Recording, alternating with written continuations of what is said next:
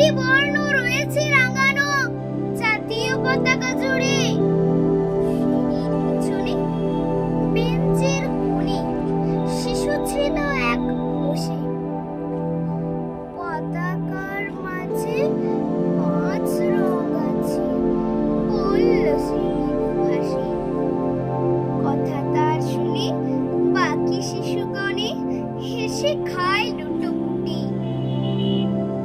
শিক্ষক রেগে বলেন হেঁকে, বোঝাও কি করে 5টি।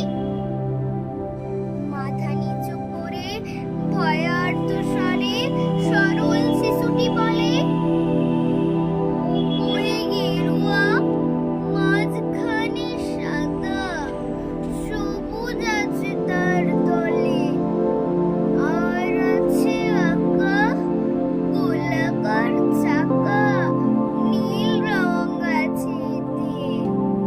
শিক্ষক বলে, এটিকে ধরলে তবুও হচ্ছে 4টে।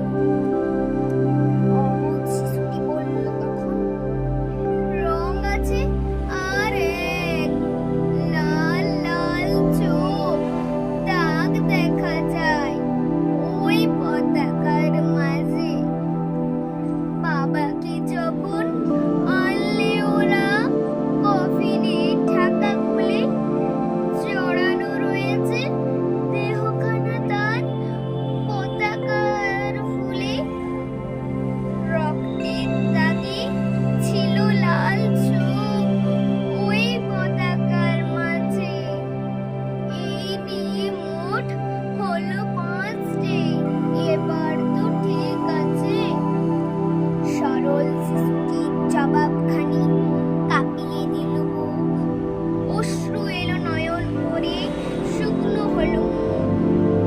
আজ যারা দেশের জন্য করছে বলিদান, স্বাধীনতার শহীদ সম তাদের অমর প্রাণ।